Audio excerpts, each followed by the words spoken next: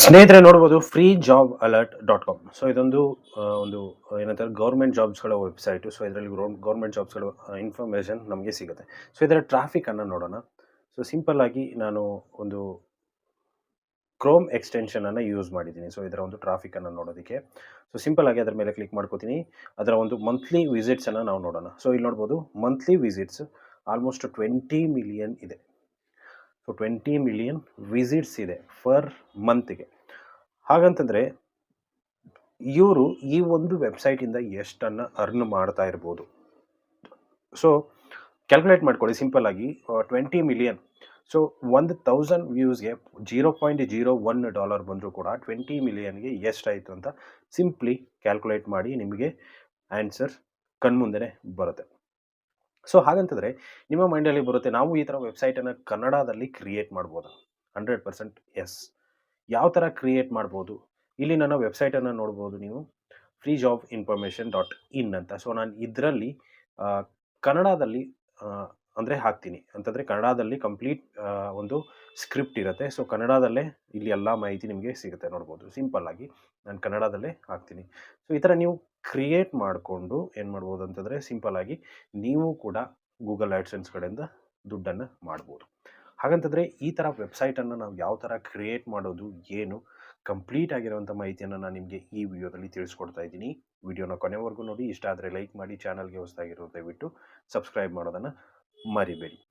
ಸ್ನೇಹಿತರೆ, ವೆಬ್ಸೈಟನ್ನು create ಮಾಡಬೇಕಂತಂದರೆ some ಸ್ಟೆಪ್ಸ್ಗಳು ಬರುತ್ತೆ. So ಇವಾಗ ಒಂದು ಜಾಬ್ಸ್ಗಳ ವೆಬ್ಸೈಟನ್ನು ಕ್ರಿಯೇಟ್ ಮಾಡ್ತಿದ್ದೀರಾ ಅಂತಂದರೆ ಅದ್ರ ಬಗ್ಗೆ ಸ್ವಲ್ಪ ರಿಸರ್ಚ್ ಮಾಡಬೇಕಾಗತ್ತೆ ನೀವು. ಸೊ ಡೊಮೇನ್ ಯಾವುದು, ಅದೇ ರೀತಿ ಡೊಮೇನ್ ಅಂದರೆ ಏನಂತ ನಿಮಗೆ ಗೊತ್ತಿದೆ ಅನ್ಕೋತೀನಿ. ಸೊ ಡೊಮೇನ್ ಅಂದರೆ ಏನಂದರೆ ನಿಮ್ಮ ವೆಬ್ಸೈಟ್ ಹೆಸರು.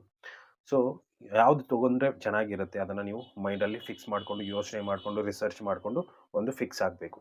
ಆಮೇಲೆ ನೆಕ್ಸ್ಟ್ ಬರೋದೇನಂತಂದರೆ ಹೋಸ್ಟಿಂಗ್. ಸೊ ಹೋಸ್ಟಿಂಗ್ ಅನ್ನೋದೇನಂತಂದರೆ ನೀವು ಕ್ರಿಯೇಟ್ ಮಾಡುವಂಥ ಇಮೇಜಸ್ ಆಗಿರ್ಬೋದು, ಟೆಕ್ಸ್ಟ್ ಆಗಿರ್ಬೋದು, ಆಡಿಯೋ ಫೈಲ್, ವಿಡಿಯೋ ಫೈಲ್ ಎಲ್ಲನೂ ಸೇವ್ ಮಾಡೋದಕ್ಕೆ ಅಂತ ಇರುವಂಥ ಒಂದು ಪ್ಲೇಸ್ ಇಂಟರ್ನೆಟ್ಟಲ್ಲಿ. ಸೊ ಅದಕ್ಕೆ ನಾವು ಹೋಸ್ಟಿಂಗ್ ಅಂತ ಕರಿತೀವಿ. ಅದು ತುಂಬ ಇಂಪಾರ್ಟೆಂಟ್ ಆಗುತ್ತೆ ನಮ್ಮ ಒಂದು ವೆಬ್ಸೈಟನ್ನು ಕ್ರಿಯೇಟ್ ಮಾಡ್ಕೊಳ್ಳೋದಕ್ಕೆ. ಹಾಗಂತಂದರೆ ನಮಗೆ ಹೋಸ್ಟಿಂಗ್ ಮತ್ತು ಡೊಮೇನ್ ಎಲ್ಲಿ ಸಿಗುತ್ತೆ? ಹೋಸ್ಟಿಂಗ್ ಮತ್ತು ಡೊಮೇನ್ ನಿಮಗೆ ಸಿಂಪಲ್ಲಾಗಿ ಒಂದು ಲಿಂಕ್ ಸಿಗುತ್ತೆ ಡಿಸ್ಕ್ರಿಪ್ಷನಲ್ಲಿ. ಆ ಲಿಂಕ್ ಮೇಲೆ ಕ್ಲಿಕ್ ಮಾಡ್ಕೊಳ್ಳಿ, ನಿಮಗೆ ಹೋಸ್ಟಿಂಗರ್ ವೆಬ್ಸೈಟ್ ಓಪನ್ ಆಗುತ್ತೆ. ಅಲ್ಲಿ ನಿಮಗೆ 10 to 20% ಡಿಸ್ಕೌಂಟ್ಸಲ್ಲಿ ನಡೀತಾ ಇದೆ ಸೇಲು. ಸೊ ನನ್ನ ಲಿಂಕ್ ಮುಖಾಂತರ ಹೋಗಿ ಪರ್ಚೇಸ್ ಮಾಡಿದ್ರಿ ಅಂತಂದರೆ ನಿಮಗೆ 10% ಎಕ್ಸ್ಟ್ರಾ ಡಿಸ್ಕೌಂಟ್ ಸಿಗುತ್ತೆ. ಅದೇ ರೀತಿಯಾಗಿ ಅಲ್ಲಿ 1 ವರ್ಷದವರೆಗೂ ಫ್ರೀ ಡೊಮೇನ್ ಕೂಡ ನಿಮಗೆ ಸಿಗುತ್ತೆ. ಸಿಂಪಲ್ಲಾಗಿ ನೀವು ಬೈ ಮಾಡ್ಬೋದು. ಸೊ ಬೈ ಮಾಡಿ ಆದಮೇಲೆ ನೀವು ನೆಕ್ಸ್ಟ್ ಏನು ಮಾಡಬೇಕು ಅದನ್ನು ಕೂಡ ನಾನು ನಿಮಗೆ ಎಕ್ಸ್ಪ್ಲೇನ್ ಮಾಡ್ತೀನಿ. ಸ್ನೇಹಿತರೆ ನೋಡ್ಬೋದು, ನೀವು ಹೋಸ್ಟಿಂಗ್ ಅನ್ನು ಪರ್ಚೇಸ್ ಮಾಡಿ ಆದಮೇಲೆ ನಿಮಗೆ ಈ ಥರ ಒಂದು ಇಂಟರ್ಫೇಸ್ ಸಿಗುತ್ತೆ. ಸೊ ಇಲ್ಲಿ ನೀವೇನಂತಂದರೆ ನಿಮ್ಮ ಒಂದು ವೆಬ್ಸೈಟನ್ನು ಸೆಟ್ ಮಾಡ್ಕೋಬೇಕಾಗುತ್ತೆ. ಯಾವ ಥರ ಸೆಟ್ ಮಾಡೋದು ಏನು ಅನ್ನೋದನ್ನು ನಾನು ನಿಮಗೆ ಎಕ್ಸ್ಪ್ಲೇನ್ ಮಾಡ್ತೀನಿ. ಸೊ ಮೊದಲಿಗೆ ನಾನೇನಪ್ಪ ಅಂತಂದರೆ ಆಲ್ರೆಡಿ ಸೆಟ್ ಮಾಡಿರುವಂಥ ವೆಬ್ಸೈಟ್ಸ್ ಇದೆ. ಸೊ ಅದನ್ನೇ ನಾನು ನಿಮಗೆ ಎಕ್ಸ್ಪ್ಲೇನ್ ಮಾಡ್ತೀನಿ ಯಾವ ಥರ ಏನು ಅಂತ. ಸೊ ನಾನು ಸಿಂಪಲ್ಲಾಗಿ ವೆಬ್ಸೈಟ್ಸ್ಗೆ ಹೋಗ್ತೀನಿ. ಸೊ ನೀವು ಕೂಡ ವೆಬ್ಸೈಟ್ಸ್ಗೆ ಹೋಗ್ಬೋದು.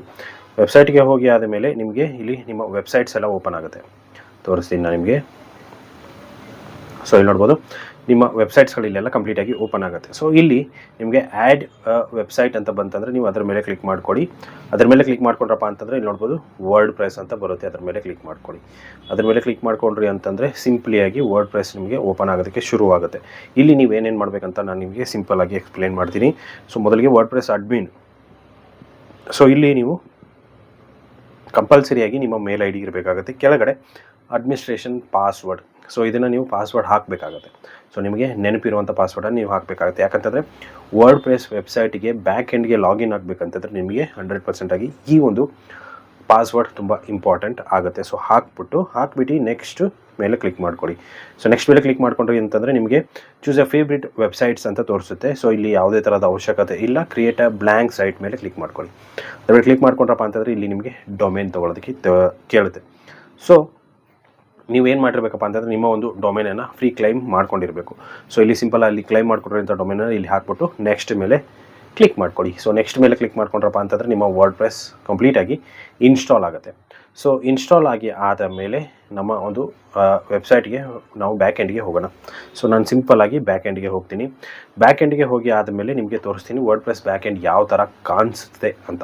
ಸೊ ಸಿಂಪಲ್ ನೀವು ನೋಡ್ಬೋದು. ಸೊ ಇದೊಂದು ವರ್ಡ್‌ಪ್ರೆಸ್ ಬ್ಯಾಕ್ ಎಂಡ್. ಸೊ ನಮ್ಮ ವೆಬ್ಸೈಟ್ ಫ್ರಂಟಲ್ಲಿ ಕಾಣಿಸೋದೆಲ್ಲನೂ ನಾವಿಲ್ಲಿ ಡಿಸೈನ್ ಮಾಡಬೇಕಾಗತ್ತೆ. ಸೊ ಏನೇನಂತಂದರೆ ನಮ್ಮ ವೆಬ್ಸೈಟ್ ಯಾವ ಥರ ಕಾಣಿಸ್ಬೇಕು, ಏನೇನು ಪೇಜಸ್ ಇರಬೇಕು, ಏನೇನು ಮೆನ್ಯೂಸ್ ಇರಬೇಕು, ಯಾವ ಡಿಸೈನಲ್ಲಿ ಇರಬೇಕು, ಅದೇ ರೀತಿ ಏನೇನು ಕಂಟೆಂಟಲ್ಲಿ ತೋರಿಸ್ಬೇಕು, ಅದನ್ನೆಲ್ಲ ನಾವಿಲ್ಲಿ ಡಿಸೈನ್ ಮಾಡ್ತೀವಿ. ಸೊ ಯಾವ ಥರ ಡಿಸೈನ್ ಮಾಡೋದು ಏನು ಎಲ್ಲ ಕಂಪ್ಲೀಟಾಗಿ ಬರೋವಂಥ ವೀಡಿಯೋಸ್ಗಳು ನಾನು ಎಕ್ಸ್ಪ್ಲೇನ್ ಮಾಡ್ಕೊತಾ ಹೋಗ್ತೀನಿ. ಸೊ ಇವಾಗ ಸಿಂಪಲ್ ಇದು ಯಾವ ಥರ ನೀವು ಒಂದು ಜಾಬ್ ವೆಬ್ಸೈಟನ್ನು ಕ್ರಿಯೇಟ್ ಮಾಡೋದು ಅನ್ನೋದನ್ನು ನಾನು ನಿಮಗೆ ತೋರಿಸ್ಕೊಡ್ತಾ ಇರ್ತೀನಿ ಸಿಂಪಲ್. ಸೊ ಅದೇನಂತಂದರೆ ನಮ್ಮ ವರ್ಡ್‌ಪ್ರೆಸ್ದು ಡ್ಯಾಶ್ ಬೋರ್ಡ್ ಅಂತಲೇ ಹೇಳ್ಬೋದು.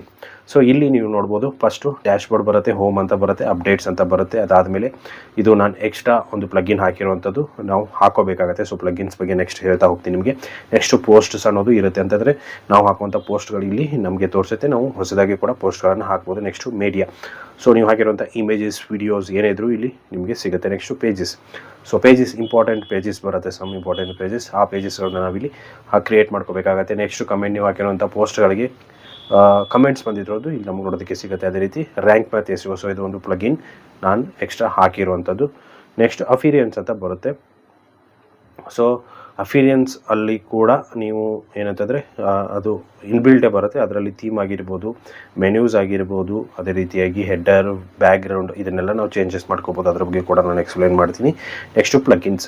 ಸೊ ಪ್ಲಗಿನ್ಸ್ ಅಂತಂದರೆ ಏನಂತಂದರೆ ಒಂದು ಚಿಕ್ಕ ಚಿಕ್ಕ ಸಾಫ್ಟ್ವೇರ್ಗಳು ಬರುತ್ತೆ. ಸೊ ನಮ್ಮ ವೆಬ್ಸೈಟ್ ಡಿಸೈನ್ ಮಾಡೋದಕ್ಕೆ ಈಸಿ ಆಗೋದಕ್ಕೋಸ್ಕರ ನಾವು ಇದನ್ನು ಯೂಸ್ ಮಾಡ್ಕೋತೀವಿ. Next users. So in case ನೀವು ಒಬ್ಬರೇ ಅಲ್ಲದೆ ಬೇರೆ ಬೇರೆ ಯೂಸರ್ಸ್ ಯೂಸ್ ಮಾಡ್ತಿದ್ದಾರೆ ಅಂತಂದರೆ ಇಲ್ಲಿ ನೀವು ಯೂಸರ್ಸನ್ನ ಆ್ಯಡ್ ಮಾಡ್ಕೋಬೋದು. ಟೂಲ್ಸ್ ಬರುತ್ತೆ, ಸೆಟ್ಟಿಂಗ್ಸ್ ಬರುತ್ತೆ. ಸೊ ಇದೆಲ್ಲ ಬರುತ್ತೆ. ಸೊ ಇದೆರಡು ನಾನು ಆಲ್ರೆಡಿ ಎಕ್ಸ್ಟ್ರಾ ಪ್ಲಗಿನ್ಸ್ಗಳನ್ನು ಯೂಸ್ ಮಾಡ್ಕೊಂಡಿರೋವಂಥದ್ದು.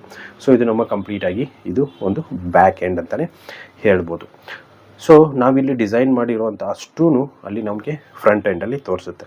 ಸೊ ಇದೊಂದು ಸಿಂಪಲ್ ಒಂದು ಹೇಳ್ತಾ ಇದ್ದೀನಿ ನಿಮಗೆ ಯಾವ ಥರ ಕ್ರಿಯೇಟ್ ಮಾಡ್ಕೊಳ್ಳೋದು ಅಂತ. ಸೊ ನೆಕ್ಸ್ಟ್ ಬರೋವಂಥ ಒಂದು ನೆಕ್ಸ್ಟ್ ವೀಡಿಯೋದಲ್ಲಿ ನಾನು ಏನಂತಂದರೆ ಥೀಮನ್ನು ಯಾವ ಥರ ಇನ್ಸ್ಟಾಲ್ ಮಾಡ್ಕೊಳ್ಳೋದು, ಥೀಮನ್ನು ಎಲ್ಲಿ ಇನ್ಸ್ಟಾಲ್ ಮಾಡ್ಕೊಳ್ಳೋದು, ಅದೇ ರೀತಿ ಯಾವ ಥರ ಕಸ್ಟಮೈಸ್ ಮಾಡೋದು, ಲೋಗೋ ಯಾವ ಥರ ಹಾಕೋದು, ಮೆನ್ಯೂ ಯಾವ ಥರ ಹಾಕೊಳ್ಳೋದು, ಅದೇ ರೀತಿ ಪೇಜಸ್ ಯಾವ ಥರ ಕ್ರಿಯೇಟ್ ಮಾಡೋದು, ಪೋಸ್ಟ್ಗಳನ್ನು ಹೆಂಗೆ ಹಾಕೋದು, SEO ಅಂದರೆ ಏನು, ಅದೇ ರೀತಿ ಪ್ಲಗಿನ್ಸನ್ನು ಯಾವ ಥರ ತೊಗೊಳ್ಳೋದು, ಅದೆಲ್ಲ ಕಂಪ್ಲೀಟ್ ಆಗಿರೋಂಥ ಮಾಹಿತಿಯನ್ನು ಕೊಡ್ತೀನಿ. ಸೊ ಇದೊಂದು ಸಿರೀಸ್ ಅಲ್ಲಿ ಹೋಗುತ್ತೆ. ಸೊ ಕಂಪ್ಲೀಟಾಗಿ ವೀಡಿಯೋಸ್ಗಳನ್ನು ನೋಡ್ತಾ ಇರಿ. ಯಾರೆಲ್ಲ ಹೊಸದಾಗಿ ಒಂದು ಜಾಬ್ಸ್ ವೆಬ್ಸೈಟನ್ನು ಕ್ರಿಯೇಟ್ ಮಾಡ್ಕೊಂಡು ಅಂದ್ಕೊಂಡಿದ್ದೀರಾ, ಸೊ ಕಂಪ್ಲೀಟಾಗಿ ನೋಡ್ತಾ ಇರಿ. ನಿಮಗೆ 100% ಆಗಿ ಮಾಹಿತಿ ಸಿಗುತ್ತೆ ಅಂತ ಹೇಳೋದಕ್ಕೆ ಇಷ್ಟಪಡ್ತೀನಿ. ಸೊ ಇಷ್ಟು ಇದೊಂದು ಫಸ್ಟ್ ಪಾರ್ಟ್ ಅಂತ ಹೇಳ್ತೀನಿ. ಸಿಗೋಣ ನೆಕ್ಸ್ಟ್ ಪಾರ್ಟಲ್ಲಿ ಅಂತ ಹೇಳ್ತಾ ವೀಡಿಯೋನ ಮುಗಿಸ್ತಾ ಇದ್ದೀನಿ. Thank you so much.